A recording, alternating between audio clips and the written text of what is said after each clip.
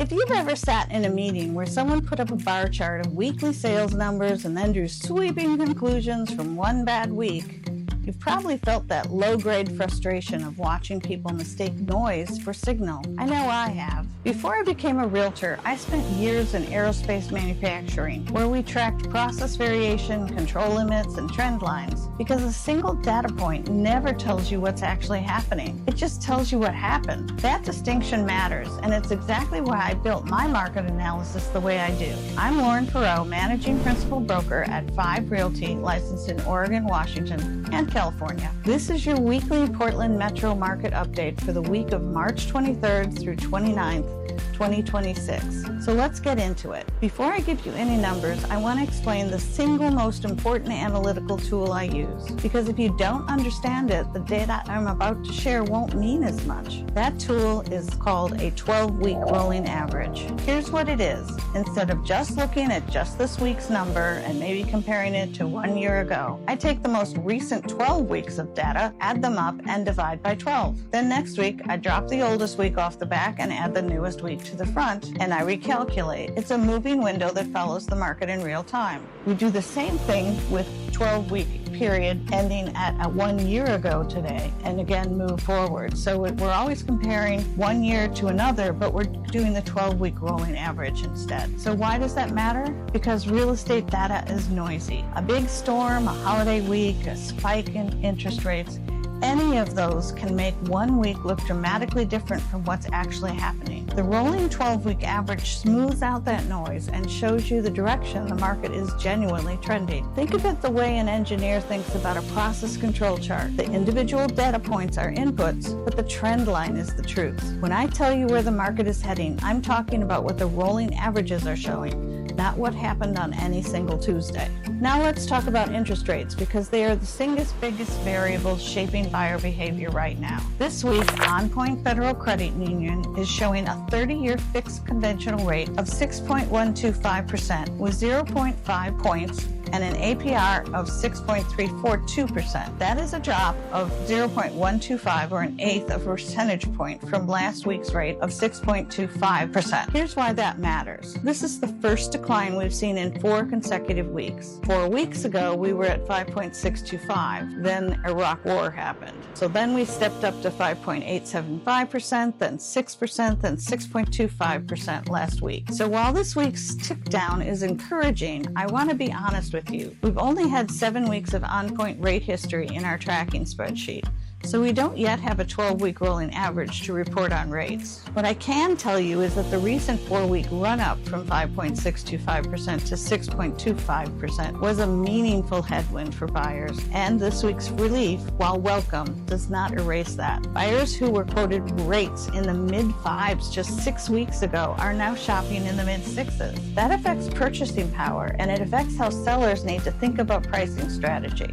Now let me give you the picture on supply, the faucet side of the equation. Active listings this week came in at 6,148. That is up from 5,558 the same week a year ago, an increase of about 10.7% year over year. Now, at first glance, that might sound alarming if you're a seller. More competition, right? But let me put it in context. Look at where we were in mid-2024. Active inventory was pushing 8,600 listings. We bottomed out in the low 5,000s over the winter, and we are now climbing into the 6,000s as spring arrives. That is completely normal seasonal behavior. The faucet is being turned on, right on schedule. New listings this week came in 550, and here's a number that stands out. The 12-week rolling average for new listings is 571, compared to a rolling average of 488 at the same time last year. That's a 17.1% increase year over year in the rate of new supply entering the market. Sellers are showing up. That's real. Now, here's the demand side,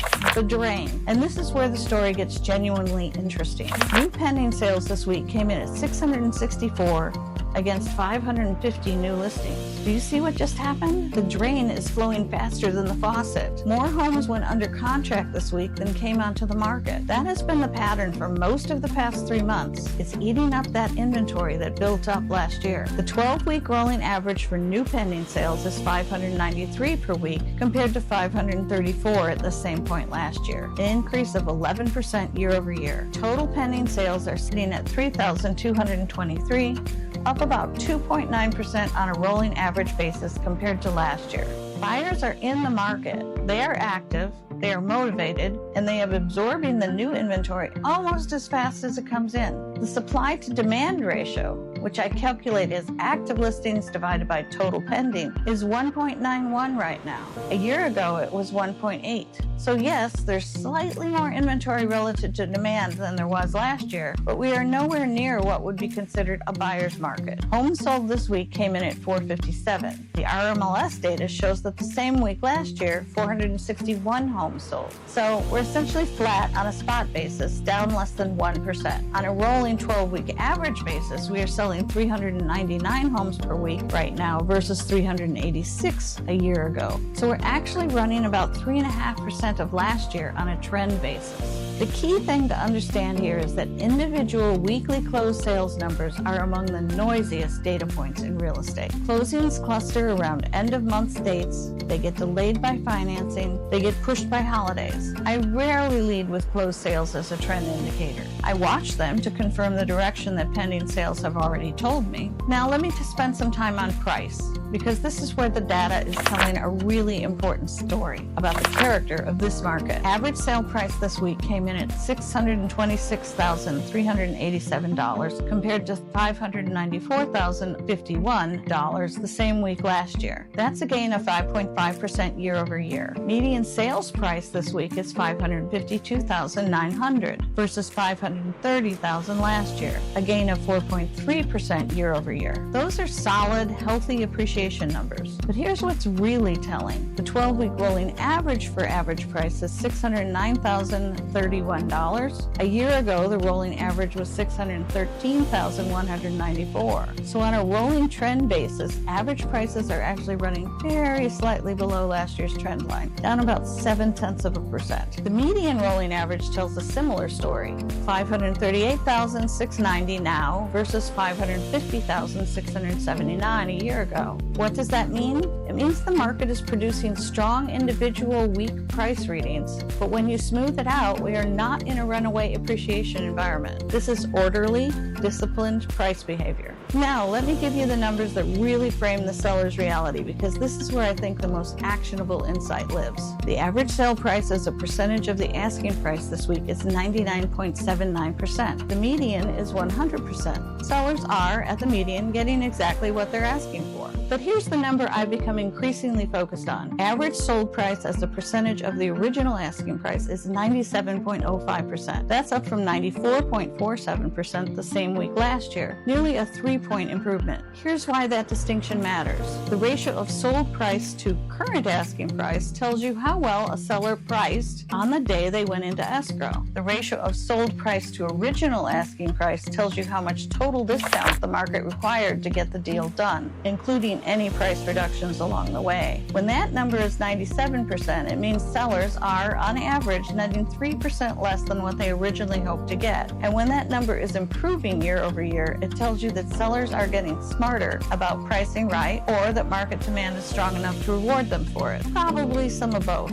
Speaking of price reductions, this week there were 567 price reductions across the whole Portland Metro and Clark County, Washington. Of those, 265 were reductions of $15,000 or more compared to 564 reductions the same week last year. So we're essentially flat on a year-over-year basis. But I want to give you the trend context. Back in October through December of 2024, we were seeing 850 to over 1,000 price reductions per week. We have come down dramatically from those levels. The current 13-week average is right around 540 to 550 reductions per week. That tells you the market has strongly rebalanced from the heavy seller correction period of late 2024. Sellers who are pricing correctly are not having to cut. Sellers who are overpriced still are. Days on market tells us how long it takes to get a deal deal done. And this week's numbers tell an interesting two-part story. Average days on market came in at 71 days. That's up from 65 days the same week last year, an increase of about 9.2%. The 12-week rolling average for average days on market is 73.7 days, up 6.8% from the rolling average of 69 a year ago. So the average home is taking longer to sell than it did last spring. But, and this is important, median days on market this week is only 28 days, down from 31 the same week last year. What's happening is that the market is bifurcating. Well-priced, well-presented homes in good locations are still moving in a few weeks,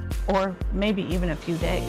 Homes that are sitting, pulling that average up, are either overpriced, need work, or in locations with softer demand. Average days on market includes every home, including the ones that sat for 200 days before finally closing. Median days on market tells you what the typical transaction looks like. 28 days is not a slow market. 28 days is a market that has its act together. So there are 78 REO, that's real estate owned, and that's the one that the bank owns now because of foreclosures, and short sale properties. A short sale is when they don't have enough money in the sale price to pay all the mortgages off. And so there's 780 REO and short sale properties active and pending in the market right now. 50 active and 28 pending on the REO side, 42 active and 43 pending, and 13 closed on the short sale side, with 4 in other stages. That's a very small fraction of the overall market, and it does not suggest any stress at the macro level. Distressed sales remain a non-factor in the Portland Metro's price story. Now let me bring this all together for you, because I think the narrative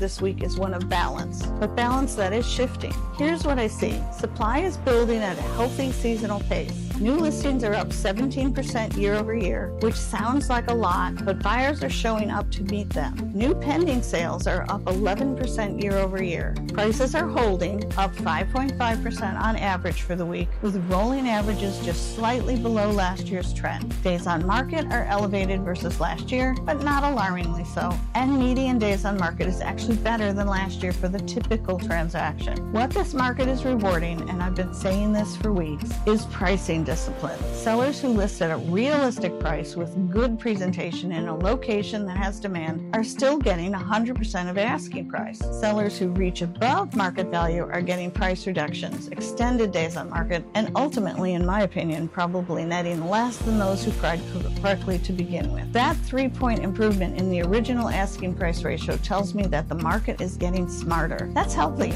For buyers, here's your framing. You have more inventory to choose from than you did a year ago, and rates just gave you a little bright breathing room this week, though they remain elevated compared to 6 weeks ago. If you've been waiting for the market to soften dramatically, I would caution you. Demand is strong, supply is not overwhelming it, and prices are not falling. The window of relative balance we are in right now, where you have more selection than in 2023, but not the rate pressure that defined 2022, is a genuine opportunity. The right home with the right price and the right strategy is out there. Let's go find it. For move up and move down buyers, the households who are selling one home to buy another, the key insight is this: you need to sell and buy in the same market. If you're concerned that the home you're selling will face competition, understand that the home you're buying faces the same competitive dynamics. The buyers of your current home and you as the buyer of your next home are all playing on the same field. Work with an advisor, like me, who can structure the transaction to manage both sides strategically. That's exactly what I do. So, that's your market update for the week of March 23rd through March 29th, 2026.